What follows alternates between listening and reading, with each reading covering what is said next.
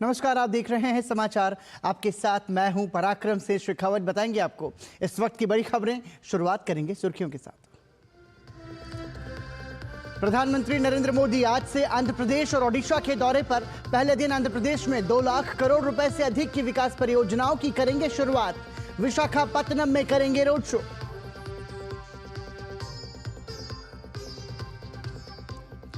शीश महल को लेकर भाजपा ने आम आदमी पार्टी को घेरा। कहा, शीश महल अरविंद केजरीवाल की विलासिता का प्रतीक।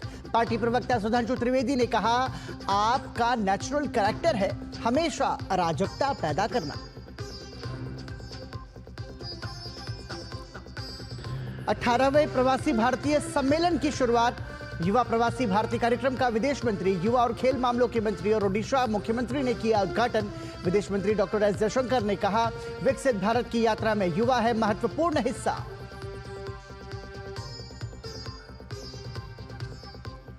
रक्षा मंत्री राजनाथ सिंह की मालदीव के अपने समकक्ष मोहम्मद घासन मोमून के साथ प्रतिनिधिमंडल स्तर की बैठक। राजनाथ सिंह ने की मालदीव को सैन्य सहयोग की घोषणा। मालदीव के रक्षा मंत्री ने भारत के सहयोग के लिए जताया आभार।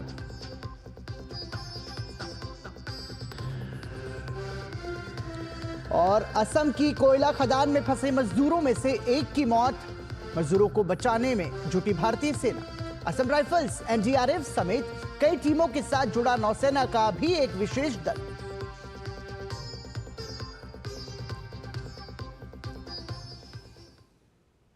और सुर्खियों के बाद खबरों पर नजर डालते हैं विस्तार से। प्रधानमंत्री नरेंद्र मोदी आज से आंध्र प्रदेश और ओडिशा के 2 दिन के दौरे पर रहेंगे। आज पहले दिन प्रधानमंत्री विशाखापत्तनम में 2 लाख करोड़ रुपए से अधिक की परियोजनाओं का लोकार्पण और शिलान्यास करेंगे। प्रधानमंत्री विशाखापत्तनम के पास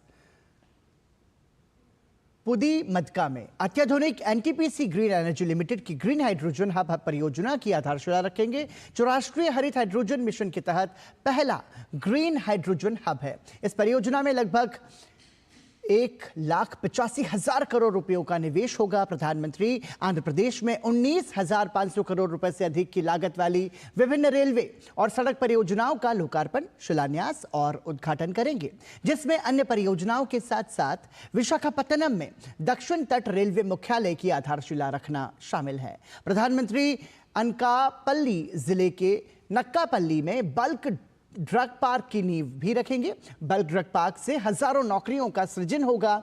इसके साथ ही प्रधानमंत्री तिरुपति जिले में चेन्नई बेंगलुरु औद्योगिक गलियारे के तहत कृष्णापट्टनम औद्योगिक क्षेत्र KRIS सिटी की आधारशिला भी रखेंगे। इस परियोजना से लगभग 1 लाख प्रत्यक्ष और अप्रत्यक्ष नौकरियों का सृजन होने का अनुमान है। प्रधानमंत्री विशाखापत्तनम में एक रोड शो भी करेंगे। प्रधानमंत्री आज आंध्र प्रदेश के विशाखापत्तनम पहुंच रहे हैं। प्रधानमंत्री 2 लाख करोड़ रुपए से ज्यादा की कई परियोजनाओं की सौगात लोगों को सौंपने जा रहे हैं। क्या है आज खास, देखिए हमारे संवाददाता नीरज सिंह की ये रिपोर्ट। आंध्र प्रदेश के लिए काफी खास है, क्योंकि प्रधानमंत्री नरेंद्र मोदी आंध्र प्रदेश को 2 लाख करोड़ से ज्यादा की परियोजनाओं की सौगात सौंपने जा रहे हैं। आपको बता दें कि आंध्र प्रदेश के अंदर ग्रीन हाइड्रो हब बनाया जाएगा, जो आने वाले समय में काफी महत्वपूर्ण है। इसके साथ साथ देखें तो प्रधानमंत्री नरेंद्र मोदी आंध्र प्रदेश के अंदर औषधि पार्क की शुरुआत करने जा रहे हैं और आने वाले समय में किफायती औषधि लोगों को मिल सके। इसके अलावा मेडिकल इंडस्ट्री से जुड़े जो लोग हैं उनको इसका काफी फायदा होने जा रहा है। इसके साथ साथ ही रेलवे के और रोड के कई सारे प्रोजेक्ट की शुरुआत प्रधानमंत्री नरेंद्र मोदी आंध्र प्रदेश से करने जा रहे हैं। और इसके साथ साथ ही आप देखें, दक्षिण तटीय रेलवे का जो मुख्यालय है उसकी आधारशिला भी प्रधानमंत्री रखेंगे। रोड कनेक्टिविटी में काफी बड़ी जो भूमिका है रेल कनेक्टिविटी में ये निभाएगा। इसके साथ साथ ही आप अगर देखें, बेंगलुरु और चेन्नई के बीच जो इंडस्ट्रियल कॉरिडोर बनाया गया है, उसको देखते हुए तिरुपति जिले के अंदर इंडस्ट्रियल स्मार्ट सिटी है वो बनाई जा रही है, उसकी भी आधारशिला प्रधानमंत्री रखेंगे, जिसका फायदा आंध्र प्रदेश के साथ साथ पूरे दक्षिण भारत को मिलने जा रहा है। यही कारण है कि प्रधानमंत्री नरेंद्र मोदी को लेकर आंध्र प्रदेश के लोग बेसब्री से इंतजार कर रहे हैं। और प्रधानमंत्री जब विशाखापट्टनम में पहुंचेंगे तो यहाँ पर एक विशाल जो रोड शो है वो भी यहाँ पर प्रधानमंत्री के स्वागत के लिए रखा गया है, ताकि प्रधानमंत्री जनता के बीच में उनका आशीर्वाद ले सकें। Neeraj Singh, DD news, Visakhapatnam. एक देश एक चुनाव से संबंधित संसद में पेश हुए 129वें संविधान संशोधन बिल की समीक्षा के लिए बनी संयुक्त संसदीय समिति की पहली बैठक संसदीय सौध में बुलाई गई। पीपी चौधरी की अध्यक्षता में गठित 39 सदस्यीय संसदीय समिति में विभिन्न राजनीतिक दलों के सांसदों ने भाग लिया। बैठक के पहले दिन एक देश एक चुनाव से संबंधित विधेयकों के प्रावधानों को समिति के सदस्यों के सामने रखा गया। साथ ही इसके प्रावधानों से संबंधित विभिन्न पहलुओं पर चर्चा की गई। बैठक में विधेयक के समर्थन में इसकी और पूर्व में दी गई विभिन्न सिफारिशों को भी समिति के सामने रखा गया। एक देश एक चुनाव से संबंधित सभी दस्तावेजों को 22 वॉल्यूम में 18,000 पेज की रिपोर्ट के रूप में तैयार किया गया है। यह रिपोर्ट सभी सदस्य सांसदों को सौंपी जा रही है।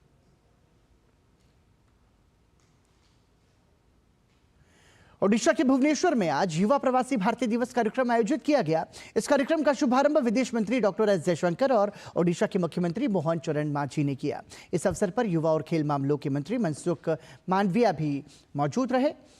इस आयोजन के साथ ही 18वें प्रवासी भारतीय दिवस सम्मेलन से जुड़े कार्यक्रमों का भी आरंभ हो गया।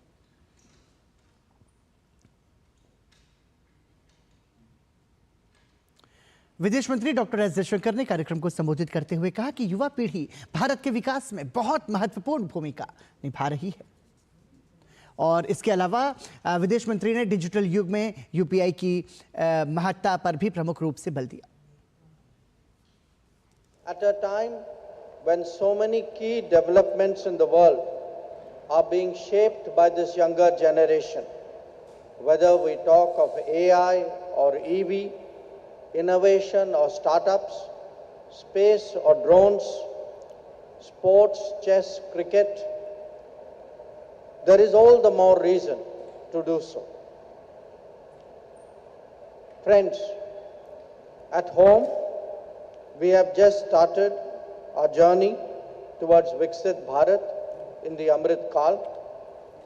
This is an endeavor that is very much about the future generation. In a digital era, the scale of UPI transactions speaks volumes, both of our infrastructure and of our mindset. The new India, with 90,000 startups and 100 plus unicorns, has calling cards like Drone Didi, Atal Tinkering Labs, hackathons, green hydrogen mission. Ambitious visions need strong foundations to be realized. Our collective prospects are no exception to that rule. Various campaigns and programs to develop India undertaken since 2014 under the leadership of Prime Minister Narendra Modi. Hind महासागर क्षेत्र के दो प्रमुख देश भारत और मालदीव ने सैन्य क्षेत्र में परस्पर सहयोग की प्रतिबद्धता दोहराई। मालदीव के रक्षा मंत्री मोहम्मद खासन मामून अपने 3 दिवसीय भारत दौरे पर हैं, जहां उन्होंने दिल्ली में वॉर मेमोरियल पर पुष्पांजलि अर्पित की। इसके बाद मोहम्मद खासन मामून को मानेक शॉ सेंटर में औपचारिक गार्ड ऑफ ऑनर दिया गया। रक्षा मंत्री राजनाथ सिंह ने उनका गर्मजोशी के साथ स्वागत भी किया।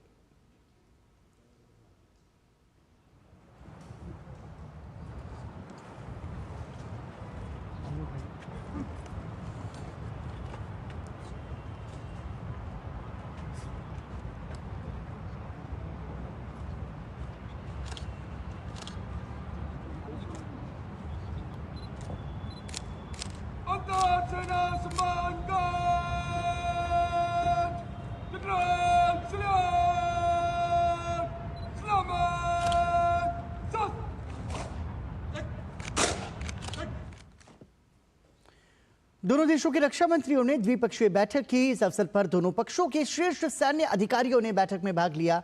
केंद्रीय रक्षा मंत्री राजनाथ सिंह ने कहा कि दोनों देश हिंद महासागर क्षेत्र की सुरक्षा बनाए रखने में महत्वपूर्ण भूमिका निभाते हैं। इस प्रकार वो क्षेत्र में सभी के लिए सुरक्षा और विकास सागर के भारत के दृष्टिकोण में योगदान देते हैं। रक्षा मंत्री ने मालदीव को आश्वासन दिया कि भारत मालदीव के राष्ट्रीय रक्षा बल को परियोजनाओं, उपकरणों और प्रशिक्षण के माध्यम से उनके निर्माण प्रयासों में समर्थन देना जारी रखेगा। Countries share spiritual, historical, linguistic, and ethnic ties with each other. The relations have always been close cordial, and multidimensional. Maldives occupies a special place under Neighborhood First policy of India, which aims to bring stability and prosperity in the Indian Ocean region. Also, both the nations are key players in maintaining safety and security of the Indian Ocean region, thus contributing to security and growth for all in the region or the Sagar region. Maldives के रक्षा मंत्री मोहम्मद घासन ने भारत की ओर से उनकी गर्मजोशी से आतिथ्य सत्कार करने पर भारत सरकार का आभार व्यक्त किया। उन्होंने कहा कि मालदीव और भारत की साझेदारी इन सालों में और भी मजबूत हुई है। इसके अलावा उन्होंने भारत के सैन्य समर्थन की सराहना करते हुए भारत द्वारा दिए गए राजनयिक और सैन्य समर्थन के बारे में बात की। इसमें 1988 में तख्तापलट के दौरान और हाल ही में महामारी के दौरान भारत द्वारा दिया गया त्वरित समर्थन शामिल है। बता दें कि मालदीव के रक्षा मंत्री 10 जनवरी 2025 तक 3 दिवसीय भारत यात्रा पर रहेंगे। भारत प्रवास के दौरान वो गोवा और मुंबई भी जाएंगे। I take this opportunity to express our profound gratitude to the Indian government for its invaluable contributions to the Maldives National Defence Force. Following the tragic events of November 3rd, 1988, India's swift and decisive support helped us preserve our nation's sovereignty during a time of crisis. Moreover, India's significant role transforming the MNDF from a ceremonial force into a fully fledged military force is a testament to the strength of our partnership.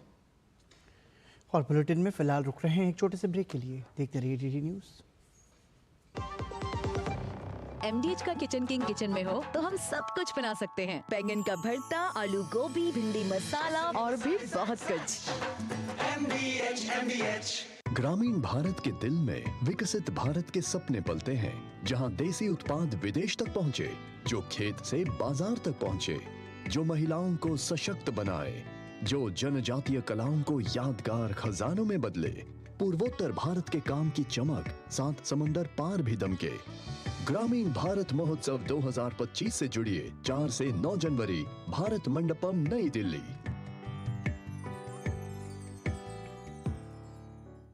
जब धरती चीर कर निकलता है लोहे का पत्थर और मिलता है मोंगिया के जोश से, फिर तपता है, पिघलता है और बनता है फौलाद। अब होता है सरिया सारी खूबियों के साथ। मोंगिया स्टील, मजबूत देश का मजबूत सरिया। ब्रेक के बाद एक बार फिर आपका स्वागत। केंद्रीय खाद्य प्रसंस्करण उद्योग मंत्री चिराग पासवान ने बुधवार को गौतम बुद्ध नगर के ग्रेटर नोएडा में स्थित इंडिया एक्सपोजिशन मार्ट लिमिटेड में इंडस फूड 2025 के 8वें संस्करण का उद्घाटन किया। इंडस फूड एशिया की प्रमुख वार्षिक खाद्य और पेय व्यापार प्रदर्शनी है, जिसे भारत सरकार के वाणिज्य विभाग के सहयोग से भारतीय व्यापार संवर्धन परिषद द्वारा आयोजित किया जाता है। इस आयोजन के माध्यम से एक एकीकृत फार्म टू फोर्क व्यापार शो के रूप में अपनी शुरुआत करेगा। उद्घाटन सत्र को संबोधित करते हुए चिराग पासवान ने कहा कि भारत खाद्य और प्रसंस्करण के क्षेत्र में विश्व भर में अपनी नई पहचान बना रहा है। उन्होंने कहा कि हमें खाद्य पदार्थों की गुणवत्ता में और सुधार लाने के प्रयास किए जाने चाहिए। हमारे मसाले यहाँ के जो हमारी ताकत है, जो कि मैं मानता हूँ कि बहुत कम देश ऐसे हैं जिनके पास इतने अलग अलग प्रकार के स्वाद उपलब्ध होते हैं। कैसे हम लोग इसको दुनिया तक लेकर जाएं? भारत में, जैसा मैंने कहा, कृषि प्रधान देश होने के नाते वो क्षमता है कि आने वाले दिनों में हम लोग अपने आप को वर्ल्ड फूड बास्केट के तौर पर दुनिया के सामने हम लोग प्रस्तुत कर सकते हैं। ना सिर्फ अपने देश की भूख को पूरा कर सकते हैं, बल्कि ग्लोबली हंगर जो आने वाले दिनों में शायद बढ़ती आबादी की वजह से एक बड़ी समस्या बन सकता है, उस पर भी पूरी तरीके से अंकुश पाने के लिए, उसको नियंत्रित करने के लिए भारत पूरी तरीके से समर्थ है। दिल्ली में विधानसभा चुनाव के बीच बंगले पर सियासत तेज हो गई है। भाजपा और आम आदमी पार्टी के नेता एक दूसरे पर आरोप प्रत्यारोप लगाते नजर आ रहे हैं। दिल्ली की राजनीति में सीएम हाउस को लेकर राजनीतिक विवाद चल रहा है। बुधवार को आम आदमी पार्टी के राज्यसभा सांसद संजय सिंह और मंत्री सौरभ भारद्वाज समेत अन्य नेता सिविल लाइन में स्थित मुख्यमंत्री आवास पहुंचे, जिनके साथ मीडिया भी थी। सीएम हाउस के बाहर पुलिस ने भीड़ को रोक लिया। इस दौरान आम आदमी पार्टी के नेता सड़क पर बैठ गए। इस बीच भाजपा भी बंगले विवाद को लेकर दिल्ली की आप सरकार को घेरने में लग गई है। दिल्ली की भाजपा प्रदेश अध्यक्ष वीरेंद्र सचदेवा 17 AB मथुरा रोड बंगले पर पहुंचे और कहा कि यह बंगला मुख्यमंत्री आतिशी को आवंटित बंगला है और इसमें मुख्यमंत्री स्वयं कभी नहीं रही हैं और सत्ता के दुरुपयोग पर अपने कुछ राजनीतिक साथियों को बंगले में रखा है। वीरेंद्र सचदेवा ने कहा कि इस बंगले से तत्कालीन मुख्यमंत्री स्वर्गीय शीला दीक्षित ने 1991 से 2004 तक सरकार चलाई थी, तो आतिशी क्यों नहीं चला सकती। वहीं उन्होंने कहा कि केजरीवाल सरकार ने 6 फ्लैगस्टाफ रोड के बंगले का निर्माण चोरी चुपके नियम तोड़कर कराया है। आतिशी मान लेना कब से रह रही हूँ, शीला दीक्षित ने यादव सरकार चलाई 15 से 2024 तक, आज 25 भी हो गया। एक बार भी अरविंद केजरीवाल ने शीश महल को मुख्यमंत्री आवास घोषित किया? नहीं किया। इसको मुख्यमंत्री आवास घोषित किया? नहीं किया। तो ये आपको घोषित करना था ना कि मुख्यमंत्री आवास कौन सा है, आपने घोषित नहीं किया। तो जो अलॉट है वो आपके पास, तो एक व्यक्ति के पास एक ही बंगला अलॉट होगा ना, वो दो कैसे अलॉट हो सकते हैं। दिल्ली सीएम आवास को लेकर आप संयोजक अरविंद केजरीवाल पर केंद्रीय मंत्री शिवराज सिंह ने भी निशाना साधा है। उन्होंने कहा कि पाखंड और नाटक आम आदमी पार्टी के डीएनए में है। जनता इस नाटक को अच्छी तरह से समझती है और पाखंड से तंग आ चुकी है। पाखंड और नाटक आपके डीएनए में है। पहले भी पाखंड किया था कि हमें तो घर की जरूरत ही नहीं है, और अब घर के लिए लड़ाई हो रही है।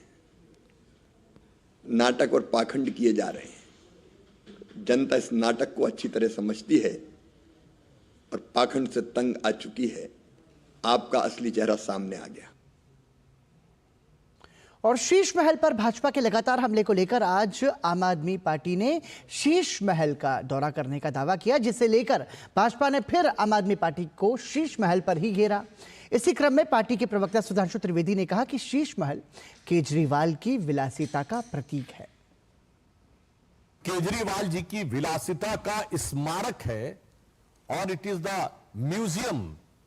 इसे अब वो बचा नहीं सकते। दिल्ली की जनता को जिस निर्लज्जता के साथ लूटकर इस शीश महल का में अनेक प्रकार की सुख भोग की वस्तुओं का संग्रहालय बनाया गया, उस हकीकत से वो बच नहीं सकते। और इसी से बचने के लिए जो कुछ उन्होंने आज किया है वो राजनीतिक दृष्टि से उच्छृंखलता, उद्दंडता और अराजकता का एक भोंडा प्रदर्शन है। और सुधांशु त्रिवेदी ने आम आदमी पार्टी को अराजक बताते हुए कहा कि पार्टी के नेता लगातार अराजकता पैदा करने की कोशिश करते रहते हैं। और इसी के साथ यहां पर रुकते हुए आपको सीधा रुक करेंगे गौरव भाटिया की प्रेस वार्ता की ओर। उस पे ये अहम प्रेस वार्ता है, और जब अरविंद केजरीवाल के कुकर्म भ्रष्टाचार बाहर आने लगा तो अरविंद केजरीवाल वो ही करने लगे जिसके लिए वो जाने जाते हैं। और उसको अगर एक वाक्य में परिभाषित किया जाए, सबसे पहले बहुत सारा शोर आएगा, सबसे पहले बहुत सारा शोर आएगा और उस शोर के पीछे छुप के चोर आएगा, और वो चोर अरविंद केजरीवाल। ये प्रेस वार्ता मैं इसलिए भी कर रहा हूं, हम सब जानते हैं कि शीश महल में जो घोटाला हुआ है उस पर जांच चल रही है। कुछ सुराग सूत्रों से हमारे हाथ में लगे हैं, और मैं बड़ी जिम्मेदारी से एक बात कहना चाहूंगा। अभी तक ये कहा जा रहा था ये घोटाला 50 करोड़ का तो कागजों में है, लेकिन अब पता चला है जो शराब कारोबारी मित्र हैं अरविंद केजरीवाल के, इनका रुपया भी इस भ्रष्टाचार का जो प्रतीक शीश महल है, अरविंद केजरीवाल ने इस अपने महल में लगाया है। जो ठेकेदार हैं, जिनके लिए ओवर इनवॉइसिंग करी गई है, स्पॉट टेंडरिंग करी गई है, जैसा सीएजी रिपोर्ट में आया, उनका भी रुपया इस शीश महल में लगा हुआ है। और जल्द ही प्रेस वार्ता करके प्रमाण के साथ, तथ्यों के साथ ये दिखाएंगे, चाहे वो शराब कारोबारी मित्र हो अरविंद केजरीवाल के, चाहे वो ठेकेदार हो, ये सारे के सारे भ्रष्ट अरविंद केजरीवाल को ही अपना बड़ा भ्रष्टाचारी भाई मानते हैं और उनका काला धन इस शीश महल में लगा है। इसी क्रम में जैसा हमने देखा कि आज संजय सिंह और दिल्ली सरकार के मंत्री सौरभ भारद्वाज शोर मचा रहे थे, तो चोर मचाए शोर, और जो सवाल जनता पूछ रही है उसका कोई उत्तर अरविंद केजरीवाल देने मीडिया के समक्ष नहीं आते हैं। तो आज भाजपा प्रवक्ता गौरव भाटिया आम आदमी पार्टी और अरविंद केजरीवाल पर हमला करते हुए नजर आ रहे थे। प्रेस वार्ता में सीधे तौर पर उन्होंने कहा कि शराब घोटाले का जो पैसा है वो अरविंद केजरीवाल के शीश महल में उसका इस्तेमाल किया गया है। और एक बार फिर से शीश महल के मुद्दे पर भाजपा ने आम आदमी पार्टी को घेरा है। यहां रुक रहे हैं एक छोटे से ब्रेक के लिए, देखते रहिए डीडी न्यूज।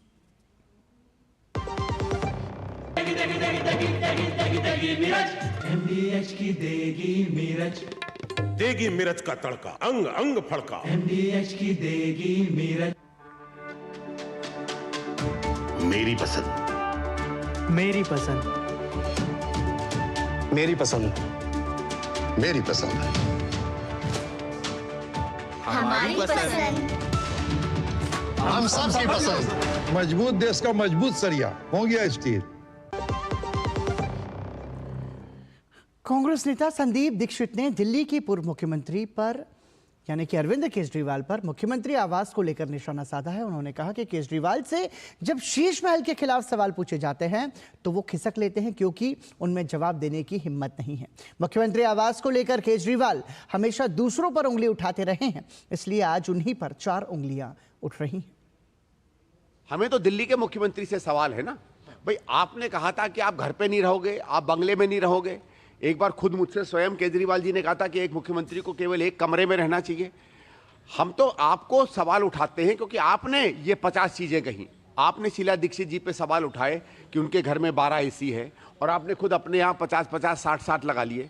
तो हम आपसे कहते हैं कि जो आदमी औरों पे उंगली उठाता है, याद रखिए वो 4 उंगलियां उस पर भी आती हैं। आपने अपने शीश महल का एक जवाब नहीं दिया आज। कोई भी चीज आपके खिलाफ जब सबूत आता है तो आप वहां से भाग जाते हो क्योंकि आपके पास हिम्मत नहीं है जवाब देने की। दिल्ली में विधानसभा चुनाव को लेकर कांग्रेस भी दिल्ली वासियों के लिए बड़े वादे कर रही है। कांग्रेस ने दिल्ली वालों को 25 लाख रुपए का स्वास्थ्य कवर देने वाली जीवन रक्षा योजना की घोषणा की है। वहीं राजस्थान के पूर्व मुख्यमंत्री और वरिष्ठ कांग्रेस नेता अशोक गहलोत ने आम आदमी पार्टी पर हमला बोला है। अशोक गहलोत ने कहा कि आपको भ्रम है कि वो 2 बार जीत गए थे तो इस बार भी जीत जाएंगे, लेकिन इस बार माहौल बदला हुआ है। विपक्ष है हमारे लिए, उनको ये भ्रम है कि पहले वो जीत गए थे 2 बार, इस बार माहौल बदला हुआ लगता मुझे। माहौल बदला हुआ है। कांग्रेस बहुत बेटर तरीके से कैंपेन कर रही है। मुझे यकीन है कि इस बार परिणाम अच्छे आ सकते हैं। और अब खबर असम से, जहां खदान में मजदूर फंसे हुए हैं। हालांकि आज सुबह दीमा हासाओ के एक कोयला खदान में फंस गई मजदूरों में से एक का शव बरामद हुआ है, जिस पर असम के मुख्यमंत्री हिमंता बिस्वा शर्मा ने एक्स पर दुख व्यक्त करते हुए मजदूर के परिजनों के प्रति संवेदना व्यक्त की है। मुख्यमंत्री हिमंता बिस्वा शर्मा ने जानकारी दी कि कुएं में पानी भरने से राहत और बचाव कार्य में उत्पन्न चुनौतियां के बावजूद कोयला खदान में बचाव अभियान जारी है। सेना और एनडीआरएफ के गोताखोर पहले ही कुएं में उतर चुके हैं। नौसेना के जवान मौके पर मौजूद हैं और उनके बाद गोता लगाने की अंतिम तैयारी कर रहे हैं। इस बीच एसडीआरएफ डी वाटरिंग पंप को उमरांशु से मंगवाया जा रहा है। इसके अतिरिक्त ओएनजीसी डी वाटरिंग पंप को कुंभीग्राम में एक MI-17 हेलीकॉप्टर से लाया जा रहा है। दरअसल सोमवार को कोयला खदान में अचानक पानी भर जाने से 9 मजदूर खदान में फंस गए, जिन्हें निकालने के लिए प्रशासन की ओर से लगातार प्रयास किए जा रहे हैं। एनडीआरएफ के डेप्यूटी कमांडेंट एन तिवारी ने कहा कि बचाव ऑपरेशन तेजी से चलाया जा रहा है और जल्द से जल्द बाकी खनिकों तक पहुंचकर सभी को बचा लिया जाएगा। और आइए अब बात करते हैं महाकुंभ की।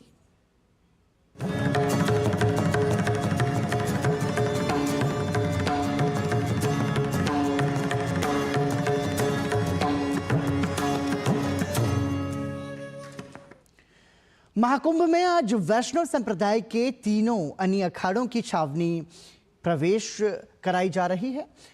अनी अखाड़ों का छावनी नगर प्रवेश शोभा यात्रा निकाली गई। श्री निर्वाणी अनी अखाड़ा, श्री निर्मोही अनी अखाड़ा और श्री दिगंबर अनी अखाड़े के 1000 साधु संत हाथी, घोड़े, ऊंट और रथ पर सवार होकर निकले। मेडिकल कॉलेज चौराहे के पास से निकाली गई ये यात्रा करीब 3 किलोमीटर की दूरी तय कर महाकुंभ मेले में प्रवेश करेगी। तीनों अखाड़ों के संत पूरी भव्यता से महाकुंभ के लिए रवाना हुए हैं। आगे अखाड़े की धर्मध्वजा लिए संत चल रहे हैं। धर्मध्वजा पर अखाड़े के इष्ट हनुमान जी विराजमान हैं। 13 जनवरी से सनातन आस्था के महाकुंभ की शुरुआत हो रही है।